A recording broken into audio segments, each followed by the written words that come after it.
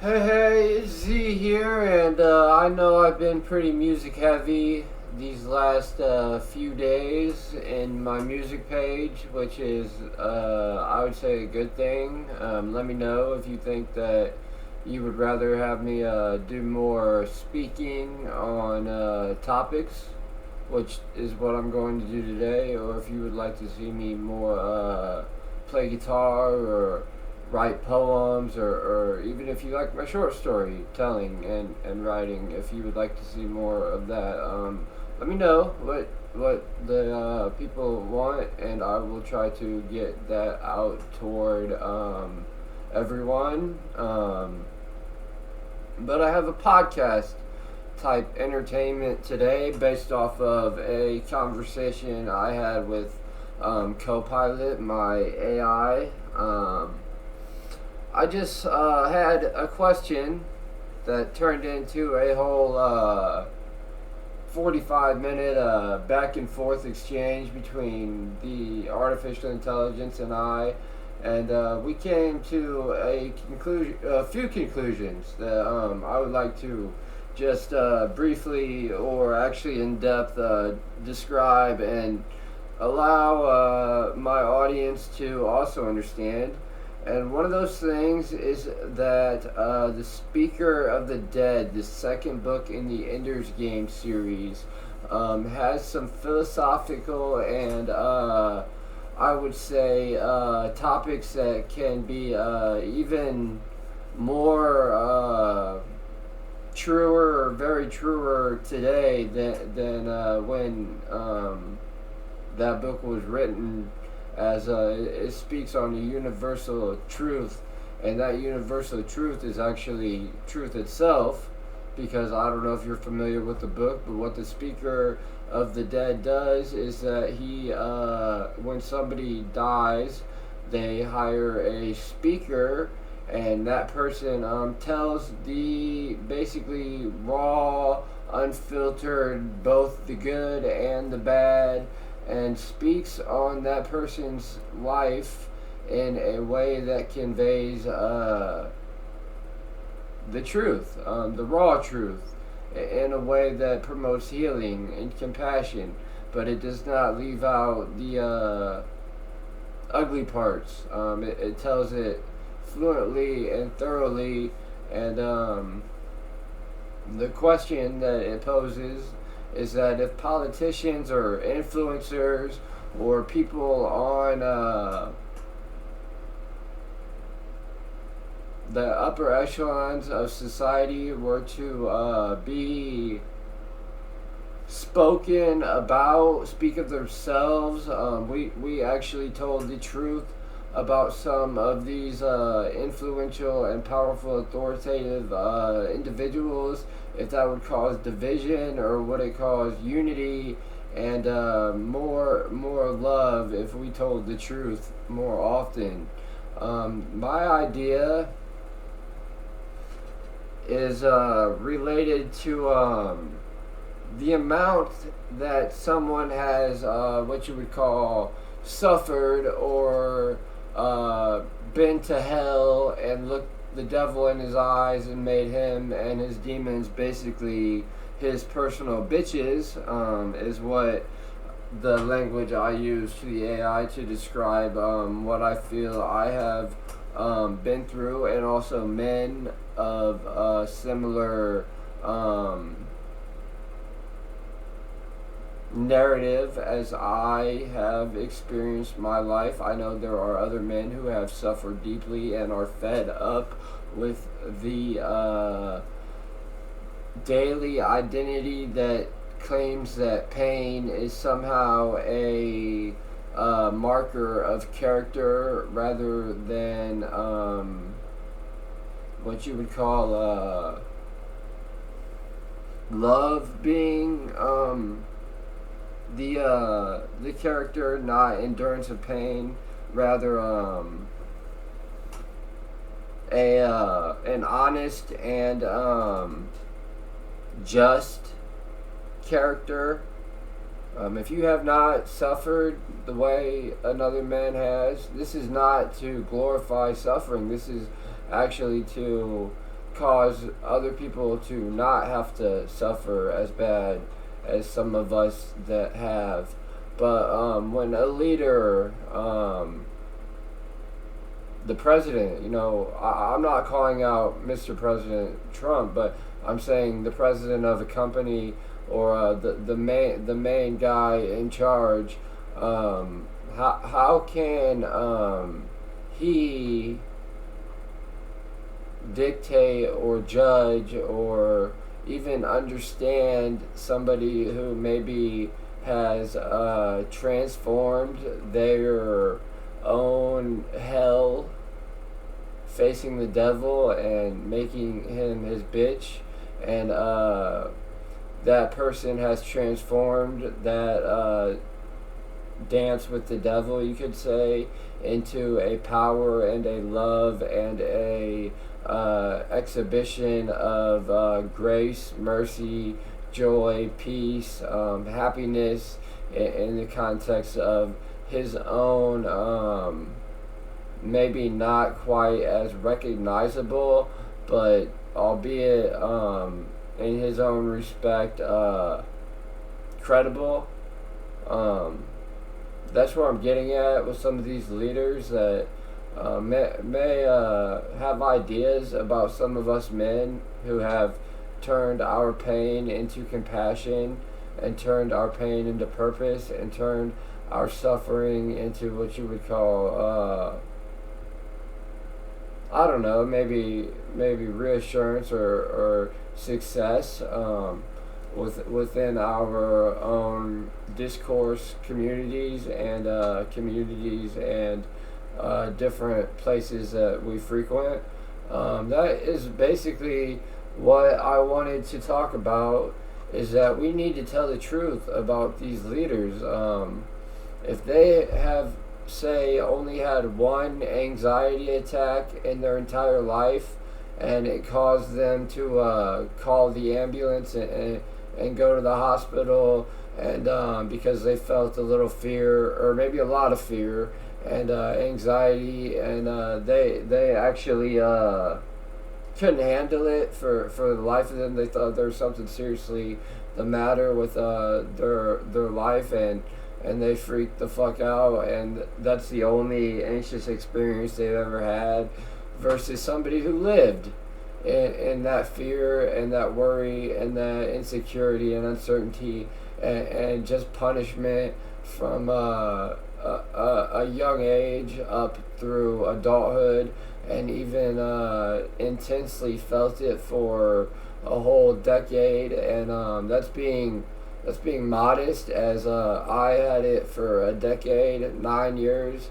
but the last year has been better. But I know there are children out there that experience it, and they may have this unwavering fear for their entire lives.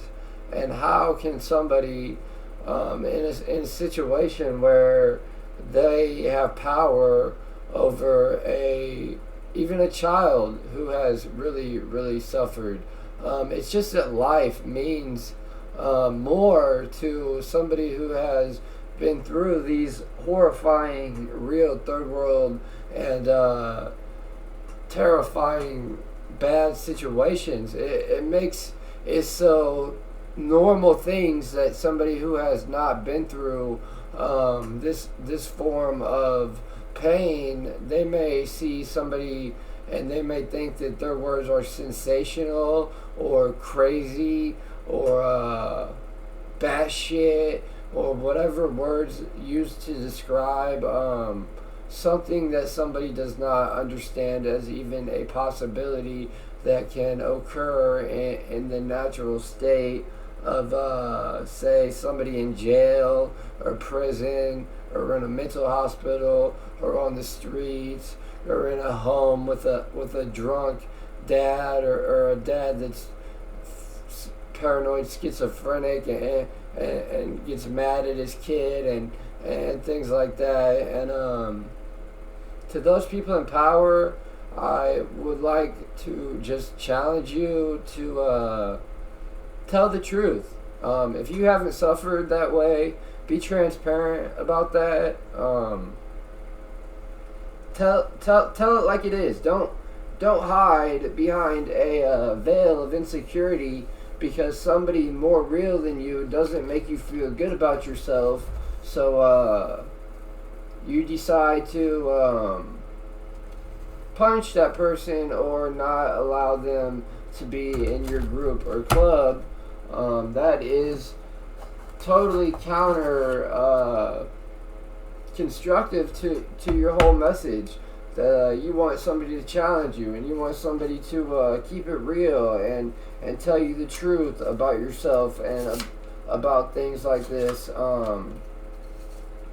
About the right, the power right, the silent majority, the conservatives, the powerful businessmen and real estate tycoons and these people on the right that have all this money and success, that some of these people on the left actually have more value in the form of turning their pain into love and caring for their fellow human being, and that is much more valuable than a successful business, in my humble opinion.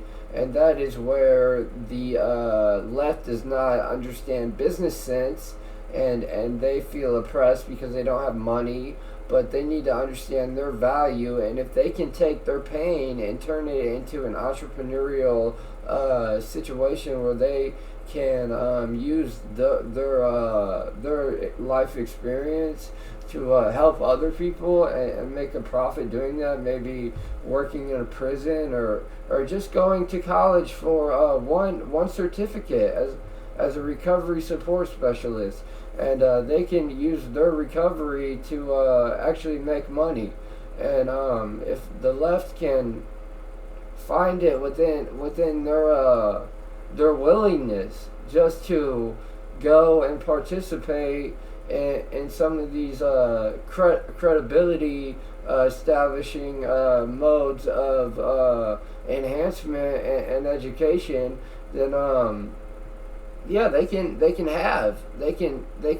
start progressing in the financial abundance that the right seems to have so much of with their own business and employment, and how they make opportunities for so many people, and with their success as a business-wise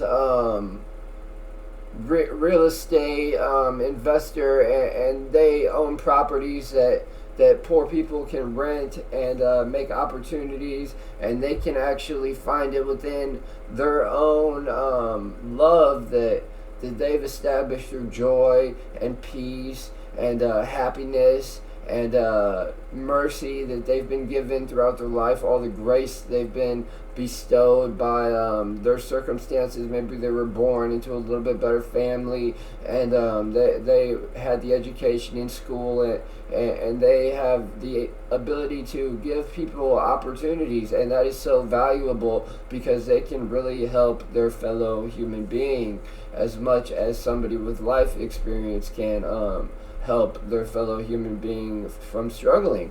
And that's the value on both sides, and I think we need to look for what you would call the what's it called when you're winning, rather than looking at the negative, like a net positive. Like we should focus on our positives and come together and help each other.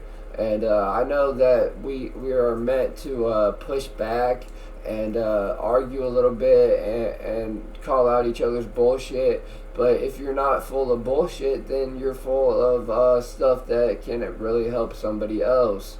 And no, I didn't want to make this podcast too long. I wanted to get to the point and say that pain is, while sacred, it is not sovereign. Pain is not an absolute identity. It doesn't make you a stronger character.